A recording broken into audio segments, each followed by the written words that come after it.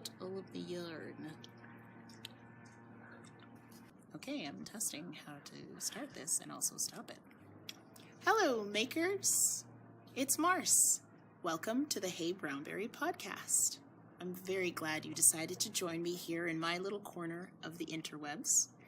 This is the heyBrownBerry podcast because I am known around the interwebs as heyBrownBerry. This is a making podcast where I talk about the connections I've found through making, specifically with crafts that involve yarn, fabric, pen, and paper. I'm fortunate that you came here to join me because this is part of why I record this podcast, to make connections with people like you. If you've been to the podcast before, I really appreciate you continuing to join me on this journey. And if this is your first time visiting, I hope you'll find a reason to come back. So this particular episode will heavily feature the concept of connections through making. I'm going to talk about a retreat with some friends that I met a couple of years ago. Some of them I've known a bit longer than that. And we were able to get together this past weekend for a beach retreat. And it was centered on relaxation, time together, but really centered on making. So I'll share with you a bit about that. So let's get started.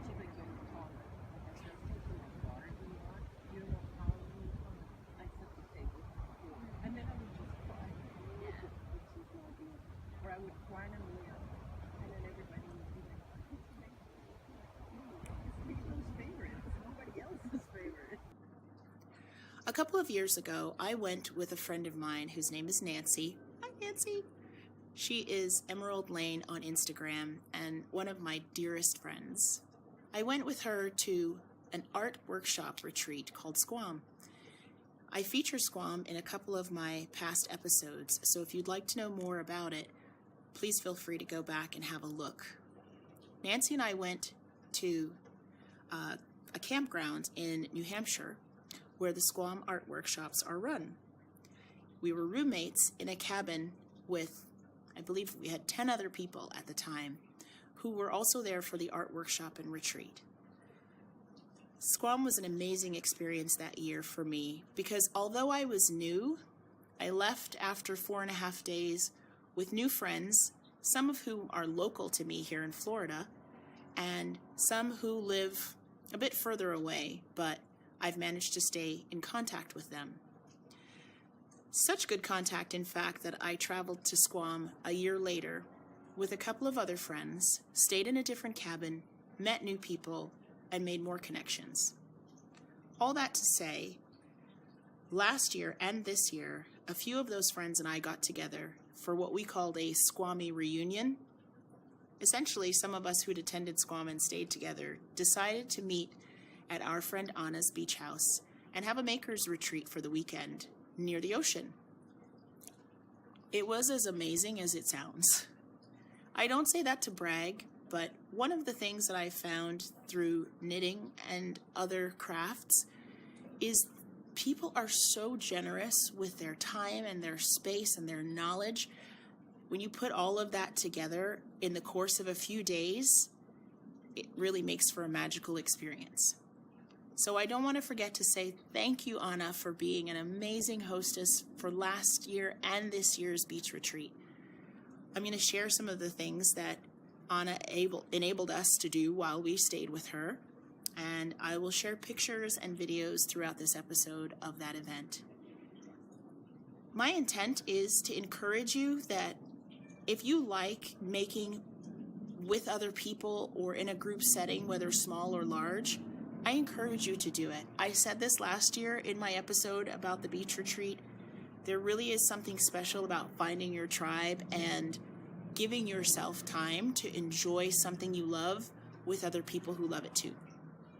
So if that is available to you, whether you can host it or be part of it, I hope you can do it. Yeah. Like you still want to prepare it. Cotton and linen is the best. Wait, Now we it can does knit with cotton. It does To stick add to. or Okay, whatever. the only thing it doesn't stick to is polyester. Like if you buy a T-shirt at Michael's and it's cotton and it's sewn with that polyester thread, you're gonna see the whites. That'd be kind of cool. Well, it happens with tie-dye too. Polyester just doesn't dye. So it dyes every single natural fiber, but it's the intensity that is way better in linen and cotton. So I have done wool yarn, but it doesn't seem to stick as much. So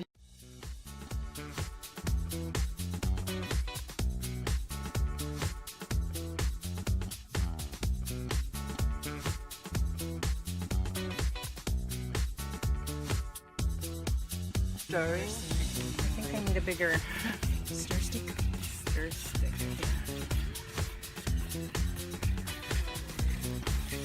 They're like a, I just don't want to use a spoon or anything because then that becomes unusable. And it oxidates. And you see how it's green? That's the way you want it. You don't want it to be blue. That means What it got happens oxidized. if it's blue? Then it doesn't paint anymore because it oxidized Then it doesn't paint anymore, so it's not gonna stick to your. to your fabric. Because it's kind of like a magnetic process. It's not Okay. really, I mean, they call it dye, Yeah. but it's not a dye as paint. Yeah, it comes yeah. from a plant that got dried and pulverized. Okay. So it's the powder that sticks and bonds with your fabric. Does that make sense? Yeah. As opposed, So you don't want it to activate until it's on your fabric. until it sticks to your Now fabric. this one is very bad for the environment. That's why we have the plastic, because we're gonna try to keep the pieces away from. Like I cannot pour this on the ground. Indigo let's see. dyeing. I want white on the edge. I hate it when the edge is blue. Oh, really? So I kind of want white on the edge. Oh, interesting. A few minutes outside of the dye vat, some of the dye is already turning blue. Okay. After it hits the air. Well, you only need one blend in there. If you want two, I think there's plenty.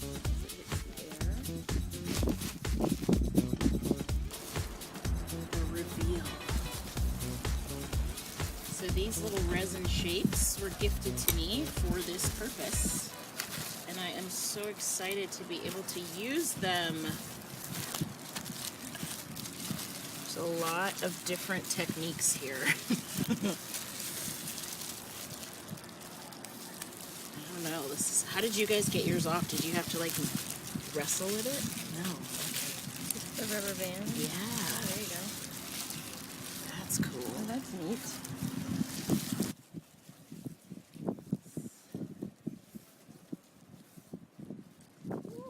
Fun! I love that big circle in the center. I have one more.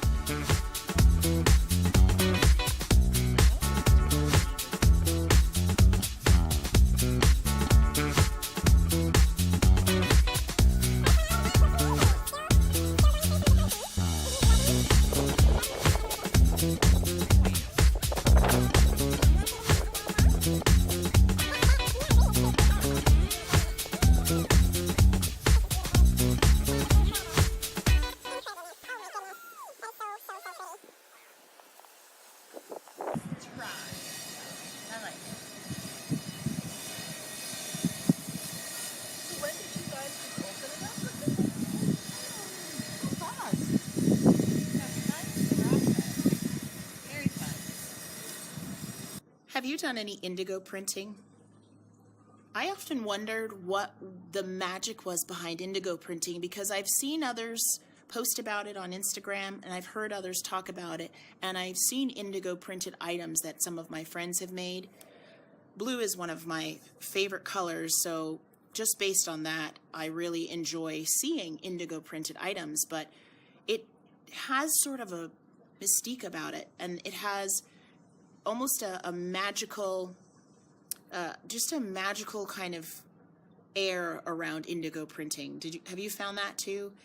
When I watch people making an indigo vat, and I've seen pictures of the things that come out of an indigo dye vat, you know, the process seems to be very slow and methodical, and the things that are produced are gorgeous. So imagine my joy in being able to bring that magic right here locally. Anna created an indigo vat for us all to use and shared with us some fabric and showed us the techniques for making different designs. and then just let us play, which is what we did. A couple of the cotton sheets that she gave us were quite large, so I'm going to hold one up, though you may not be able to see it all at once. I will insert a picture so you can see the items that I made. Here's one of them.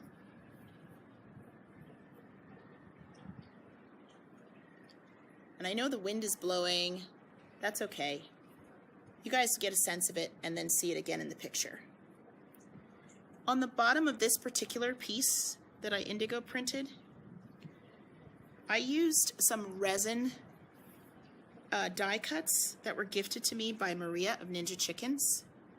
And by folding the fabric and clamping the resin molds onto it, I was able to make these half moon shapes, as well as some crescent moon shapes.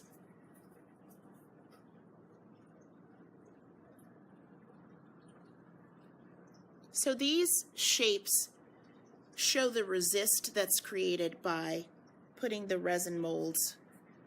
You probably saw as I was showing that, I have some souvenirs from indigo printing on my nails. My friend said I look kind of like the woman from Avatar because my whole hand was blue at one point. Rookie move. Anyway, it's a nice reminder of the fun we had. It works really well on cotton. I learned some specific things about why there was this slow, mystical process. It has a lot to do with not oxidizing the dye sooner than you want. And I learned a lot about pre-planning a design versus just letting go and experimenting. And I did both techniques on the different pieces.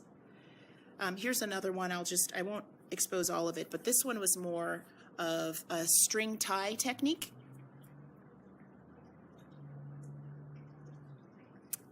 And my friend Natalie says it looks kind of like ripples on water. And I agree. And that was tying some string around the fabric after I had rolled it into a tube shape. My daughter Adachi and I have a yarn dyeing business called Dynamics Yarns. And as part of being indie dyers, we tend to make quite a mess, on purpose sometimes, by testing out our colors on drop cloths. And I brought some of those drop cloths with me to the beach house so that I could indigo print them as well. So what used to be sort of dingy looking cleanup cloths, they were given new life. This one in particular had some very faint color droplets on it, but I folded it and with a series of accordion folds, I was able to create some really distinct lines. I just put some rubber bands around it after folding it lengthwise and widthwise, and where it was folded, it left some really sharp impressions. I can't express enough how much I enjoyed indigo dyeing. In fact, a lot of us, while we were, wrist deep in the vat, were saying how addictive it is and what fun it was to reveal after some pre-planning and wrapping and intending for something to come out a particular way. It was just a lot of fun to see what would actually happen once the dye had set and been rinsed. I would definitely do it again. I hope to get the chance to do it again. A couple of my friends dyed shoes and dresses, and I also dyed some yarn, no surprise. So this yarn is a merino nylon blend. It's a superwash yarn, and it does have some stellina in it. I'm not sure if you can see the sparkle. Let's see. Hopefully you can see that. Anyway, I will post a picture of it so that you can get the detail. I dyed it in skein form, which meant that some of the areas on the yarn didn't quite get a rich saturation of the dye, so it came out very tonal, and I love it. It's like denim. It's like a denim color, very subtle. I'm a big fan. So I hope to find a way to use this or maybe even gift it. Well, that was our adventure in indigo dyeing.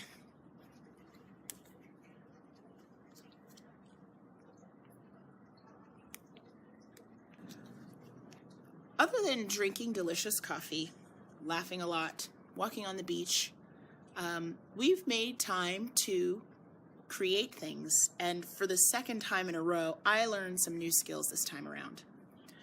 One of the activities that Anna set up for us was to do something called gelli printing. So as I'm describing this, I intend to insert some video of the gelli printing that my friends and I did. And I got so excited about it because I had never done this kind of art before.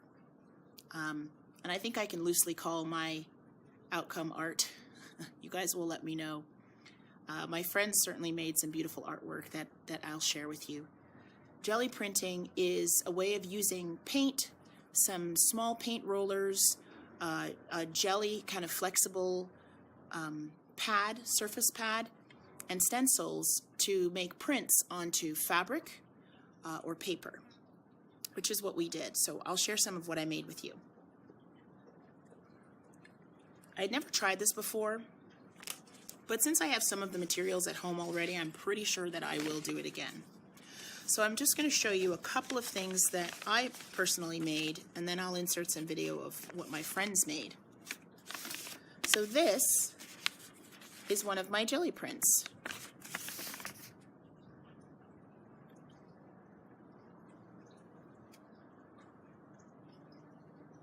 So this used acrylic paint, a few different stencils, and then quite honestly, I also used one of my paper towels for cleanup to just make splotches of color around the page. It's just a nice piece of quality paper, and I love how it came out because it's random, but it's bright, and it has a couple of different techniques. One where you show color from the inside of the stencil, and one where you kind of ghost print by using, I don't know how to call this, sort of the shadow impression of the stencil. And I combined those both on there. This one shows about the size. I think our gelli print pads were about 6 inches by 6 inches.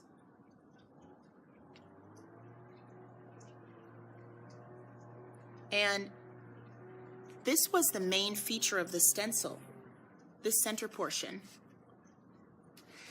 And I loved how this came out. Maybe not for the reason you'd expect.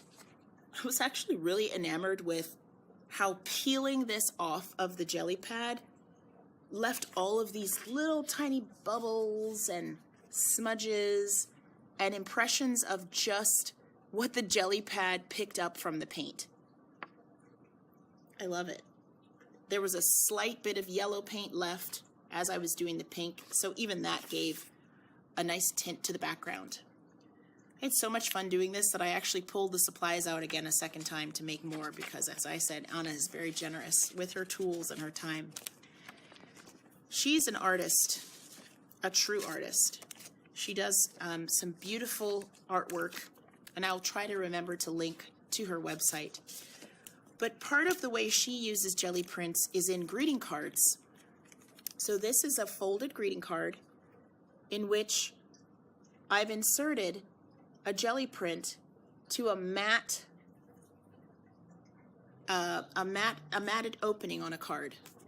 So you could write on the inside of this and put it in an envelope and send it to someone.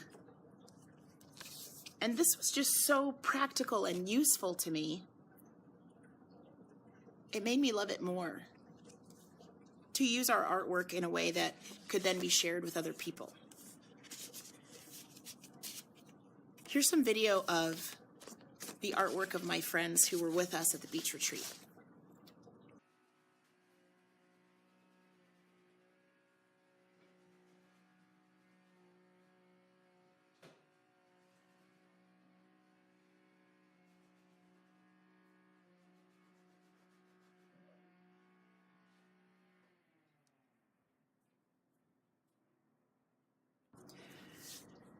Another of my friends who attended the retreat, Carrie Lynn, who works at Stitchcraft Boca. Hi, Carrie Lynn.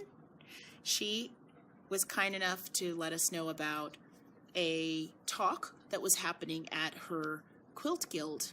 It's the South Florida Modern Quilt Guild, and they often have workshops, classes, and special speakers, guest speakers who come. And our timing was perfect because Melissa Averinos, who is a well-known quilter, came to visit the guild, and we were all able to go together on Friday night to listen to her tell her story and show her amazing quilts. And before I tell you a little bit about the talk, I'm going to insert some pictures of Melissa's work here.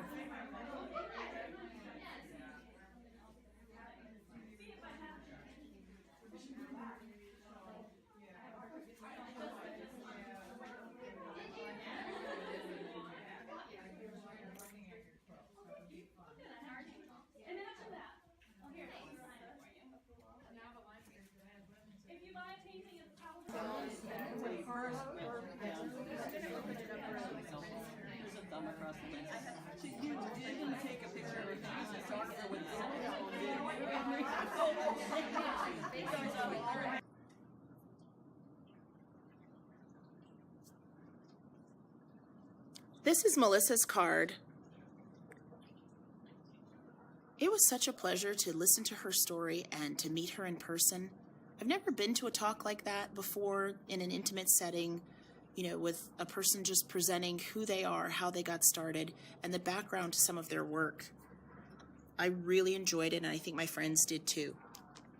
She has had a challenge in becoming who she is now as a well-known quilter, and she has not let that stop her from making beautiful work. Some of what she offered after the talk was for us to take home some souvenirs of prints that she's designed, cards that she's designed. Here's a few fat quarters that I bought. So these prints just caught my eye. They were in a pack, and I couldn't resist these color combinations. If any of you quilt, you know how hard it is to resist some gorgeous, well-coordinated fat quarters. So, having seen her work, I do feel inspired to sew. But quite honestly, at the moment, I'm just enjoying looking at these. Here's another one that has just some colors that I personally wouldn't put together. If I were given, you know, a color palette, I wouldn't think to put these together, but when I see them together,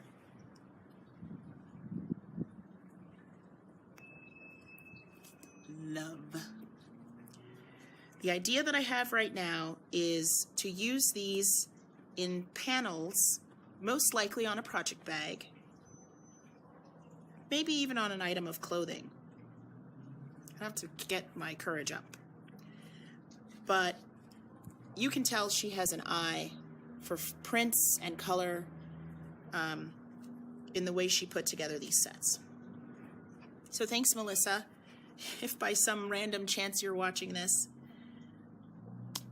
you did an amazing job, and you were such a highlight for our retreat.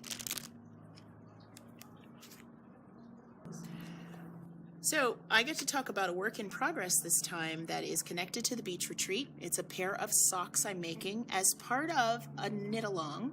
This knit-along is called, at least I'm calling it, Babel's VKN Toe to Toe.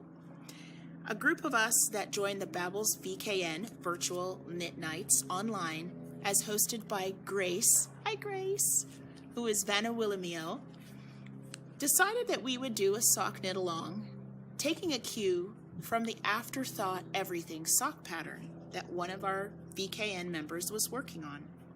If you haven't heard of the Afterthought Everything socks, the concept in this pattern is that you begin at the cuff of a sock, most likely ribbing, and then you knit a very long tube. And that tube then ends in another maybe couple of inches of ribbing. The tube is intended to end up as two socks. So the reason it's called Afterthought Everything is you either cut in a pair of heels and split the tube to make a pair of toes, and then you have 2 socks. Or you can use waste yarn as you're knitting the tube to mark where you would want to insert a heel and a toe for sock 1 and a toe and a heel for sock 2. Afterthought, obviously, because step 1 is to knit the tube, and step 2, the afterthought, is to insert the toes and heels. So in our VKN group, we decided, let me back up. The inspired Eve said, I think quite casually, what if we were to start at the toe instead and knit a toe, a long tube, and another toe, and then cut in the heel and the cuff. Several of us jumped on the concept immediately, and a knit along was born. I was fortunate that during our beach retreat, we scheduled in a lot of downtime. And so we decided knitting, drawing, painting, shell collecting, all relaxing activities outside of our technique learning were allowed. And I took that opportunity to start working on my Babbles VKN toe-to-toe afterthought everything sock tube. So here's the toe of my sock, which is made in my contrasting yarn for this pair. It's a Regia. It's a Regia tweed 4-ply. And this blue is giving me life. The tweed puts it over the top. So that's what's in the toe of my sock, and it will be the contrasting cuff and heels as well. This beautifully patterned portion, mixed with navy blue, some light blue, some teal and gray, is a Drops Fable Superwash. And as you can see, the patterning comes right from the yarn ball. It's a self-striping yarn, so it's doing all the work for me. I will tell you that when I arrived at the beach retreat, I had just cast on and didn't have very much done past the toe. So this is the amount of relaxed knitting I was able to do while hanging out with my friends and listening to the ocean. I got a really good amount of progress. My intent is to continue knitting the tube until this remainder of the drops yarn is done. And that will really determine the length of my socks. I'll put another toe on the end and then do my cutting. I'll keep you guys updated. It just makes a great souvenir.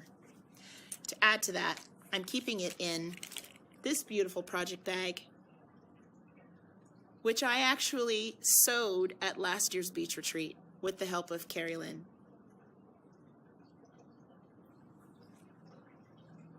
So it's just a nice reminder of good times all around. Friends, that's all I had to share with you this time. I hope that you enjoy sounds of the ocean. I encourage you to listen to the portions of the podcast that are quiet except for the sound of the water while you sip some tea or work on a project. I put them in there so that you could relax along with me. And hopefully you're inspired to continue making connections that really make you feel good, the way I've felt good these last few days. Thanks for being here. I hope you'll join me again another time. In the meantime, have a good week and happy making. Bye.